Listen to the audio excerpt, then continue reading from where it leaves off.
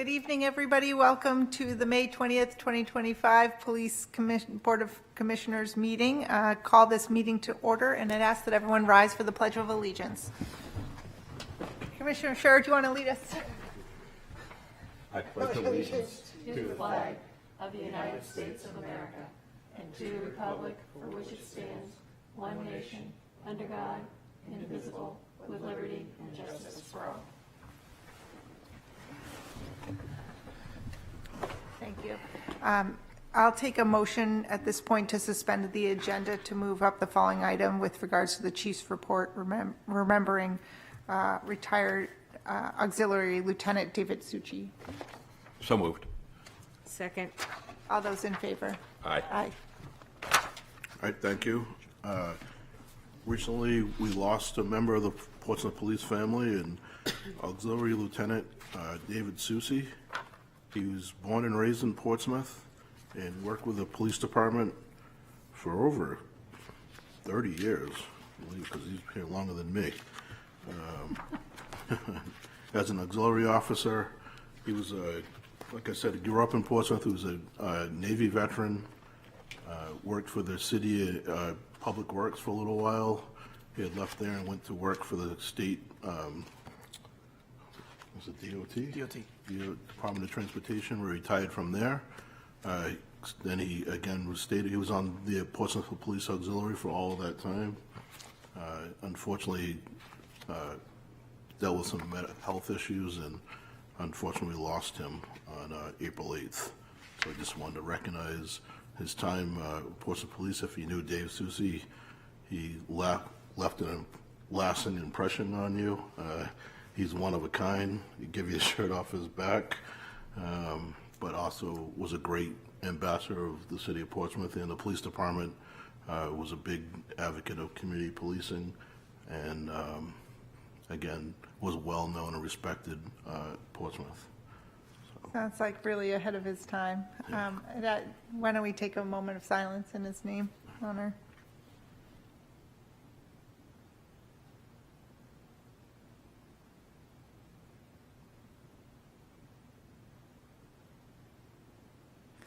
Thank you. We'll move back to the agenda, and I'll take a motion with respect to acceptance of the minutes from April 15th, 2025. So moved. Second. Any discussions about the meeting minutes? Hearing none. All those in favor? Aye.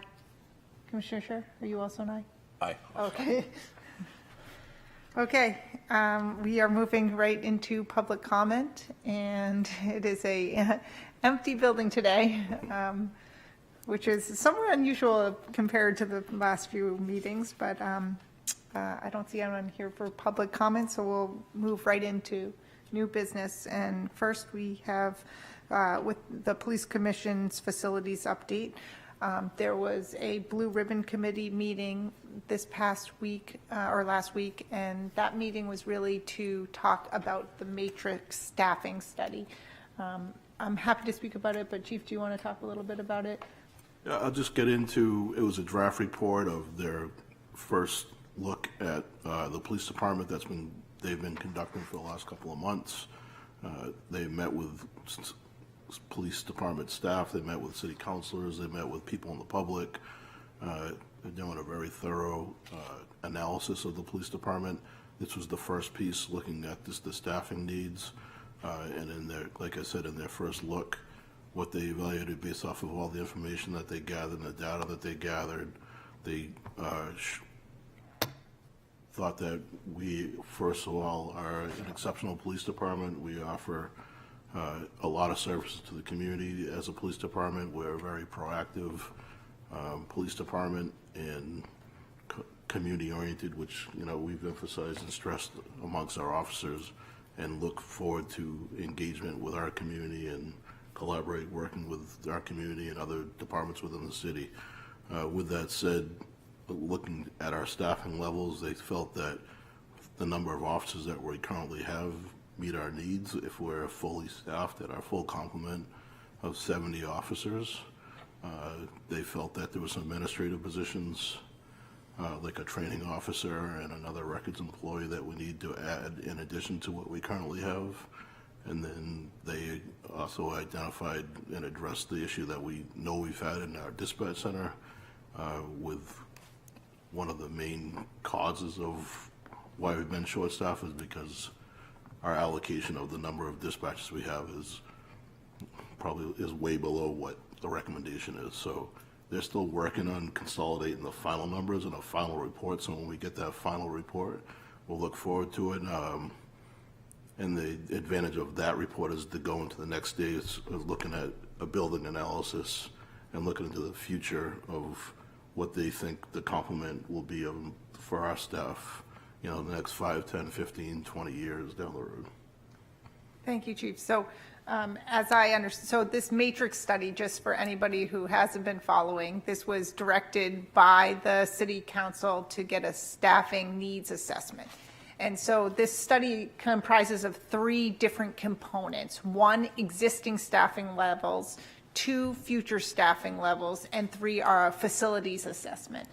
So with respect to, I had a chance to review that draft study, and that the first draft study that we have currently is just with respect to existing staffing levels. We still are waiting, and we should have, I think, fairly soon, the future needs as well as facilities assessment. But with respect to the existing needs of the police department currently, or in the existing policing needs of the community, what the study revealed is that we need the full complement, all 70, that we are not overstaffed, that the police department's not overstaffed, that and particularly the full, we need to staff up fully to our full number of officers as well as full dispatch plus, which Commissioner Scher, did you have something to add? As I made clear to the City Council at one of the a couple of weeks ago, one of the earlier budget review meetings, the City Council saw clear in their proposed budget to reduce the staffing of the police department from 70 to 67. They knew the staffing study was coming, yet they chose to make that recommendation before they even saw the staffing study. I hope the City Council takes the staffing study under advisement and reconsiders their untimely reduction of the police staffing to 67 rather than 70. Thank you, Commissioner Scher. Do you have anything else? I just want to concur what Commissioner Scher said. I just jumping the gun without waiting for the study to arrive. And I think that highlights it very clearly. Like, we want to operate with data, and that's what the City Council wanted. They wanted data to what does the data met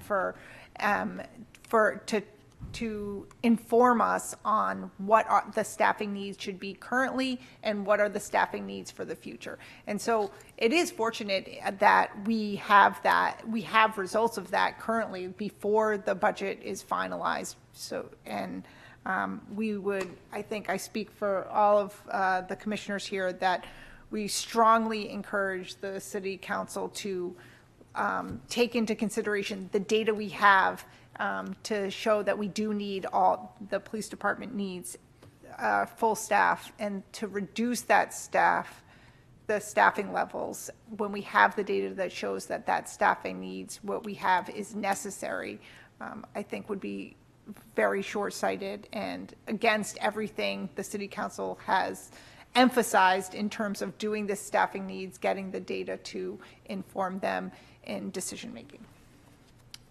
Anything further? Okay.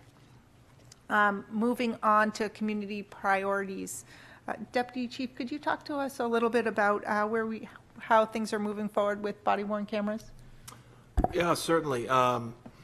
So we completed our policy creation after a number of meetings with the stakeholders at the police department, meeting with outside agencies about their policies, consulting with the Department of Justice, because a portion of our body cam expenditures are through a federal grant. So one of the final things we had to do was meet with representatives, three people from the Department of Justice that our professional standards lieutenant and personnel training lieutenant met with, and they evaluated our body cam policy to make sure that it's in compliance with federal guidelines as far as grant requirements and so forth. That's all completed. And we're happy to say that we have our first beta test group, if you will, on June 11th to undergo training in the proper use and procedures for body cams. I think there's probably about 10 or so folks that are in this initial training, and part of this initial training is also to test the training curriculum that we have set up. Have we allocated enough time? Did we allocate too much time? Are there questions asked that we didn't anticipate? So we just want, when we do the major rollout, the bulk rollout for the rest of the department, we want to make sure that the training curriculum is spot on. So we're happy to say that first group's going in about 3 weeks or so, June 11th. Great. That's exciting that we're getting underway with the training. Important to put the training in place before it's on the ground. Yeah, so I don't think there's much time after June 11th, and some of those officers will be on the street with them. I don't think there's any plan in place to have the training and then not put the cameras out in the road. So I think folks will probably start seeing body cameras on the street certainly by mid to late June, in small numbers, albeit, but we'll implement more through the summer. I'd just like, just to add to that there's a positive buzz about the cameras, and officers are actually looking forward to having them. So, and it may seem like it's been a long process, but again, this is a big project. It's a big change in our normal procedures and how we do police work for the better. And there's been a lot of buy-in, and this is a great tool that many of the officers are looking forward to having. Thank you. Anything else? Something else I want to address. Oh, sure, Community please. priorities. Oh, absolutely. Commissioner Sure. I was having a conversation a week or so ago with the librarian at the head librarian at the Portsmouth Public Library, and she went out of her way to tell me what an asset the social worker at the police department is for the library to consult with. It's not any direct referring people to the social worker, but just to have her as a resource to provide them with information or to send them in the right direction. She couldn't compliment the social worker and the police department's decision to hire a social worker any more than she was. It was really nice to hear. That's great.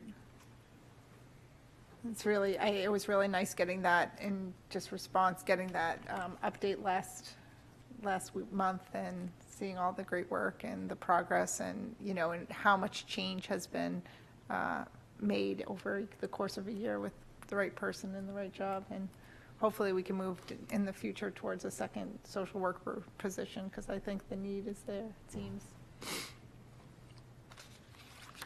Thank you for sharing that, Commissioner Sure.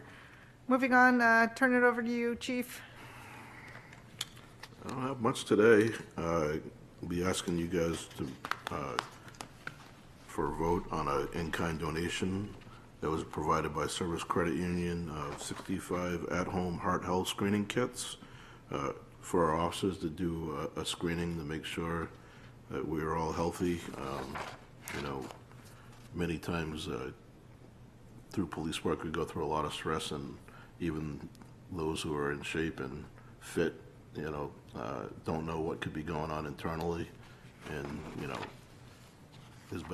there's a reason why police officers have an early retirement, because of the amount of stress that we go through. And one of the fears is that once you do retire, that all the stress catches up to you once you get to unwind and become a normal person again. So the common terminology that's been out there is the widowmaker. that you don't know is going on inside of your body. So this test is a screening test to make sure that your heart is functioning properly. And through the generosity of Service Credit Union, they've donated all these kits so all of our officers can take the test. It's actually a simple test.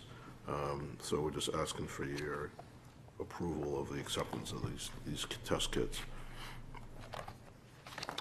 I move to, that we accept the 65 heart health screening kits from Service Federal Credit Union for the Portsmouth Police Department, and that we forward this to the City Council for their action. I second. Any discussion? Hearing none, all those in favor? Aye. Motion passes. Moving on to the crime analyst report. I'd also mention with the crime analyst report, our crime analyst patrol admin assistant Casey Graham has also started to put, if anybody follows our social media, a monthly activity report on both our Facebook page and Instagram as well. It's a more thorough breakdown of the calls for service, presented in an easy-to-read format. She just started putting that out last month, and that'll be something that she continues to put out and maybe tweak a little bit based on feedback or changes we see appropriate, but it's something that can be also be tracked through our social media. But looking at January 1 through April 30th, again, comparing the average of the last 3 years to the same period of time in 2025, overall calls for service are down 14.2% to 12,283. Arrests are down 9% at 276. DWI arrests are down 16% at 26. Police reports taken are down 14% to 699. Reportable motor vehicle crashes down 5% to 138. Motor vehicle stops down 18.7%, 2,259. Involuntary emergency admissions are up almost 30% at 22. And juvenile matter related calls are down 36% to 37. Thank you. Does anybody have any questions about that or comments? Okay, we'll move right into the monthly traffic statistics. Yeah, and looking particularly at April, April of 25, we had 664 motor vehicle stops, 21 summonses written, and 30 reportable motor vehicle crashes. Mr. Scher? Yes, I just wanted to let Deputy Chief Maloney know that I don't have any questions for him. I'll expect double next month. Thank you, Commissioner Scher, that was important. Moving on to the financial report. We're currently close to 4% below the cap, so we're still tracking well.